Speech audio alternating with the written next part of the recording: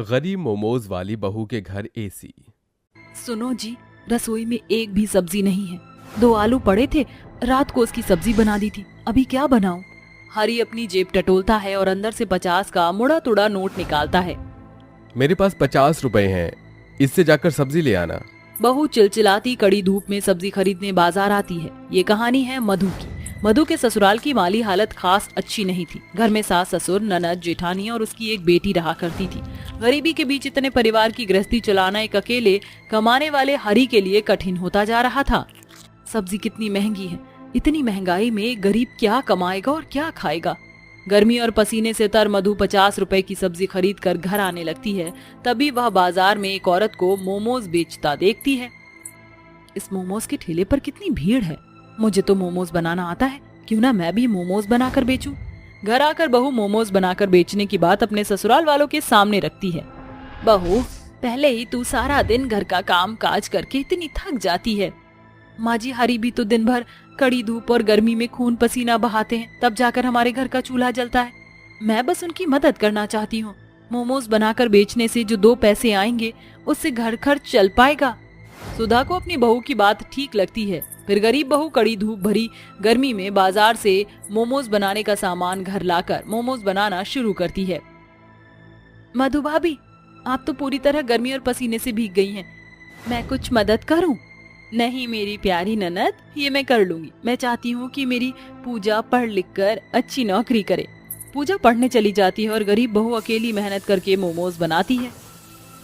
सारी गोभी भी घिस गई और मोमोज बनाने का मसाला भी बन गया है। अब जल्दी से मैदा मल देती हूँ।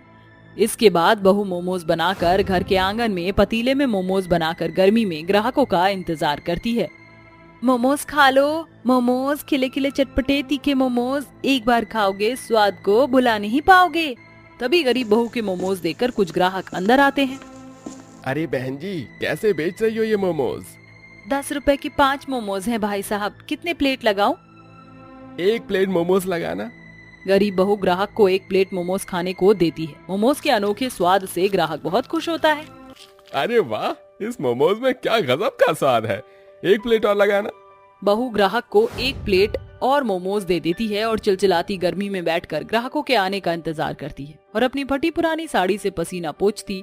दोपहर ढलने तक गरीब बहू के सारे मोमोज बिक जाते हैं। इसके बाद वह अंदर आती है, जहाँ सफेद साड़ी में बैठी विधवा कविता बर्तन मांज रही होती है। जेठानी जी, मैं तो आ ही रही थी, फिर आप क्यों बर्तन मांजने लगी?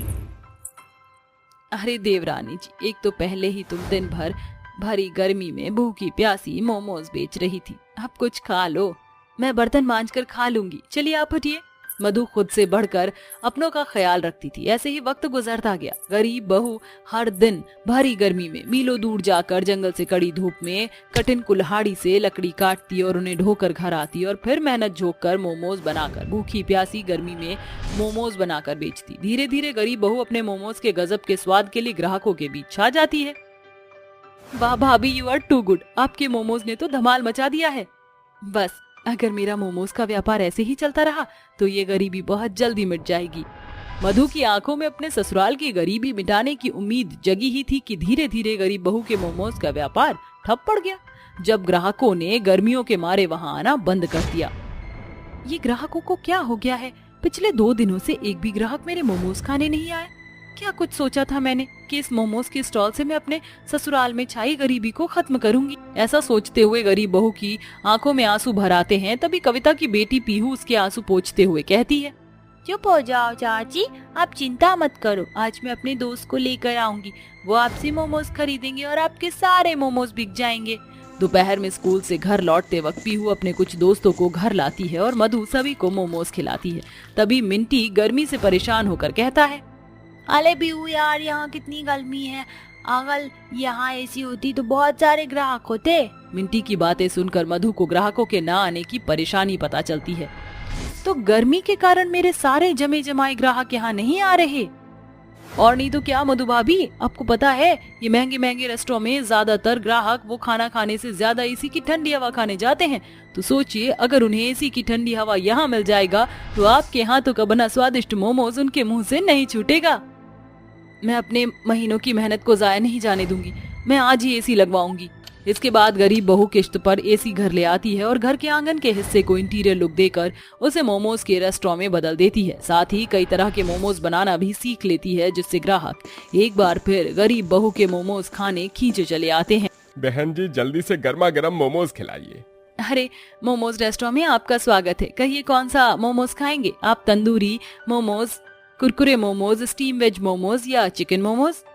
मोमोज की इतनी सारी वैरायटी। एक काम करो, पहले आप सभी में से 2-2 पीस ले आओ।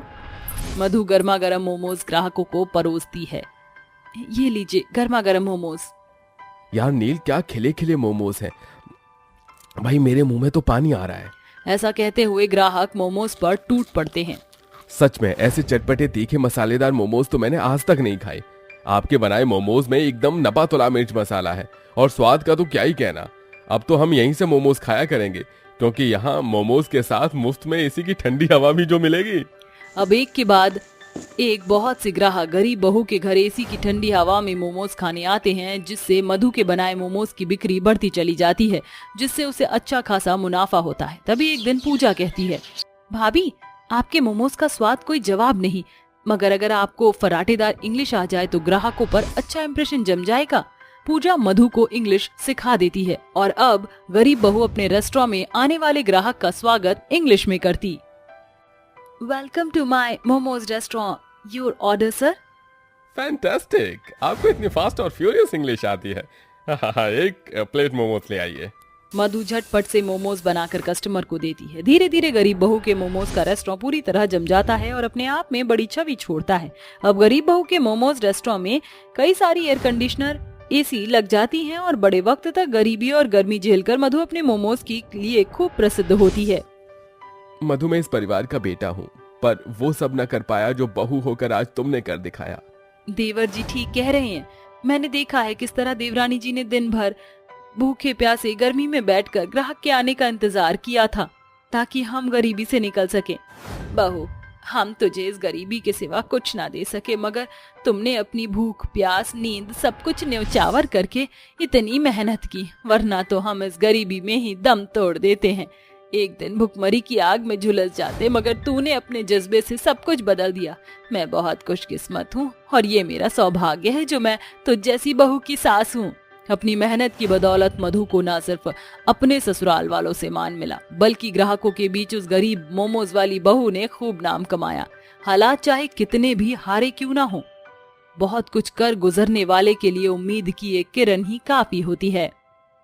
रामपुर गांव से आज 2 बेटियों की डोली उठने वाली थी। एक ही तिथि तारीख पर बचपन की 2 पक्की सहेलियों की शादी जो होनी थी।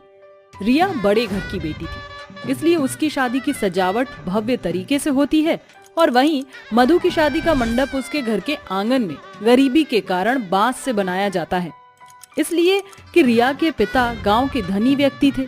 वो रिया को हैसियत से बढ़कर दहेज देते हैं और गोदरेज की अलमारी, सोफा, फ्रिज, एसी, बहुत कुछ। वहीं गरीबी के कारण मधु को कुछ नहीं मिलता। इस तरह 7 फेरों के साथ बचपन की 2 अमीर गरीब सहेलियां बिछड़ जाती हैं। भगवान करे मेरी सहेली रिया ने जैसा सोचा है उसे वैसा ही ससुराल मिले। हे आसमान में रहने वाले, बस इतना कर देना कि मेरी सहेली मधु का ससुराल हर सुख सुविधाओं से भरा हुआ हो। उसे वहाँ वो सारी खुशियाँ और सब कुछ मिले जो उसे अपने मायके में कभी नहीं मिला। इस तरह दोनों सहेलियां पूरे दिल से एक दूसरे के खुशियों भरी जिंदगी की दुआ देकर अपने अपने ससुराल चली जाती हैं। आखिर कैसा रहेगा एक अमीर और एक गरीब बेटी के ससुराल का सफर? कुछ देर बाद अमीर बहू की गाड़ी उसके ससुराल के बाहर रुकती है। रिया का ससुराल बहुत ही बड़ा बंगला था, जहाँ कई सारे नौकर चाकर और हर सुख सुविधा थी। तभी कामिनी देवी अमीरी भरे अंदाज में रिया का स्वागत करती है। Welcome welcome my dear darling बहू, बाहर क्यों खड़ी हो, अंदर आओ। मगर सासू माँ, मेरा गृह प्रवेश तो हुआ नहीं। ओह गॉड रिया बहू, ये घिसी पिटी रस्में गरीब के घरों में होती हैं। अगर हम जैसे रिच लोग भी इन्हीं रिचुअल्स को मानेंगे तो क्या फर्क है हमारे और पुअर पीपल्स में? मॉम वाज राइट रिया भाभी, अब आ भी जाओ, क्यों कलश के चावल गिराकर घर का इंटीरियर खराब करना है। अपने ससुराल को लेकर रिया ने बहुत से सपने देखे थे, मगर इसलिए कि घर का इंटीरियर खराब ना हो। बहू की ख्वाहिश को किसी ने भी नहीं समझा। वहीं दूसरी तरफ मधु के गरीब ससुराल वालों ने खुशियों से भरकर उसका गृह प्रवेश करवाया। मधु बहू, इस हल्दी की थाली से अपने हाथों के छाप घर के बाहर के दीवार पर बना दे। जी माँ जी। इसके बाद कौशल्या अपनी गरीब बहू की आरती उतारती है। बहू, अब इस कलश को गिराकर गृह प्रवेश कर। जरा ठहरिए मधु भाभी, मैं बस अभी आई। ये कहकर गौरी खूब सारे गेंदे के फूल दरवाजे से घर के अंदर तक बिछाकर कहती है, आप गृह प्रवेश कीजिए भाभी, हमारे घर में आपका स्वागत है।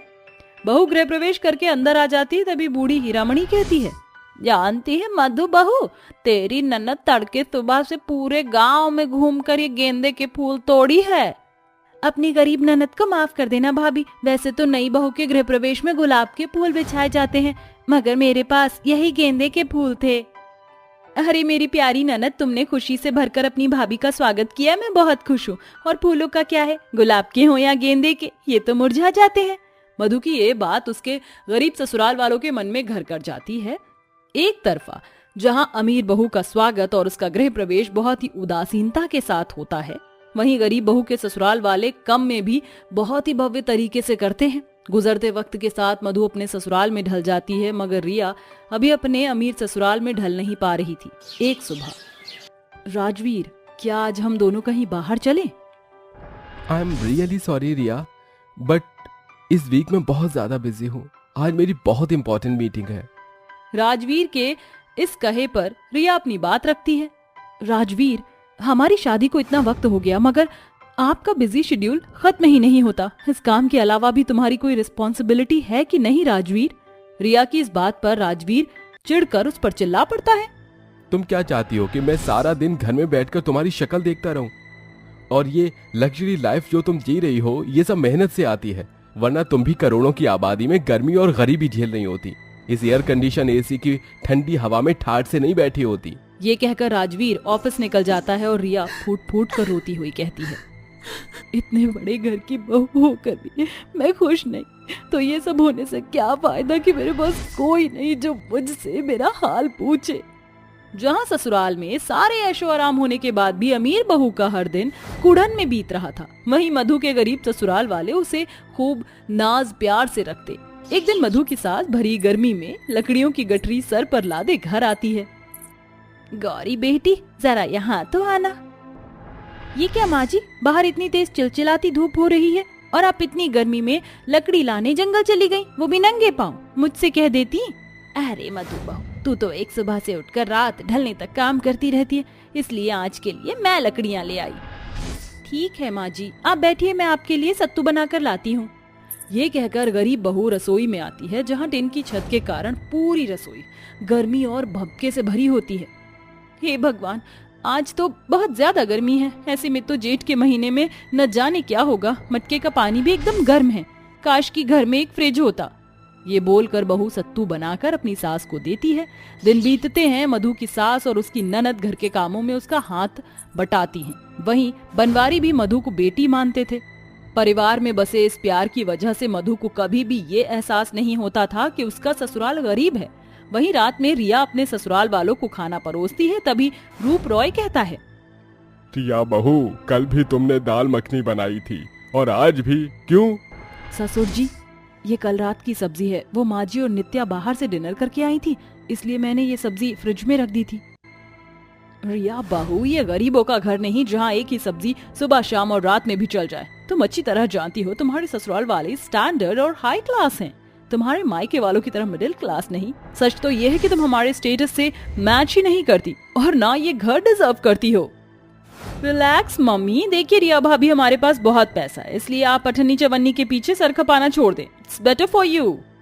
अपने ससुराल वालों को अमीरी का शो ऑफ करता देखकर रिया के मन में छिपा हुआ दर्द आंसू बनकर आंखों से बहने लगता है और वो कहती है, आपने सही कहा सासू माँ, मैं इस अमीर घर की बहू बनने के लायक नहीं, मगर मेरे पिता के लिए आज भी मैं उनकी रानी बेटी हूँ। मगर इतने अमीर ससुराल की बहू बनकर मुझे मेरे अमीर पति का ऊंचा सरनेम तो मिला, मगर प्यार नहीं। ननद तो मिली, मगर सहेली नहीं मिली। एक लड़की जब अपना घर द्वार छोड़कर ससुराल आती है तो वो अपनी आंखों में हजारों सपने लेकर आती है। एक लड़की की तरह मैं भी बहुत से सपने लेकर आई थी, मगर सब एक ही पल में टूट गए। इसलिए ये हर ऐशो आराम के बाद भी ये बहू आज तक अपने ससुराल में एडजस्ट ना हो सकी।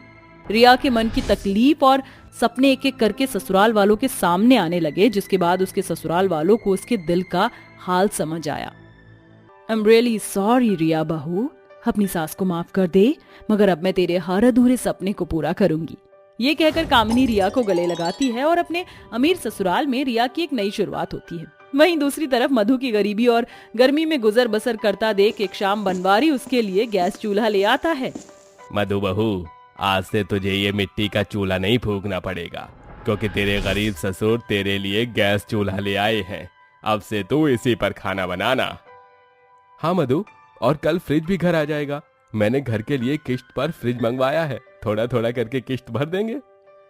अजी ये तो आपने बड़ा अच्छा किया है। फ्रिज आ जाएगा तो गर्मी के कारण खाना खराब नहीं होगा और अन्न की बर्बादी भी नहीं होगी, और हमें ठंडा ठंडा पानी पीने को भी मिलेगा। भाभी, गौरी की इस बात पर सभी मुस्कुरा देते हैं, जिसके बाद गरीब बहू को ना तो भरी गर्मी में मिट्टी के चूल्हे पर खाना बनाना पड़ता और गर्मी में गर्म पानी पीना पड़ता। उसके गरीब ससुराल में अब गैस चूल्हा भी था और ठंडे पानी के लिए फ्रिज भी। मधु अपने मध्यम वर्गीय ससुराल के घर आंगन में खुश थी, वहीं रिया भी अपने ससुराल में खुशियों भरी जिंदगी बिता रही थी। इस तरह अमीर गरीब सहेलियां अपनी अपनी गृहस्थी में ढल जाती हैं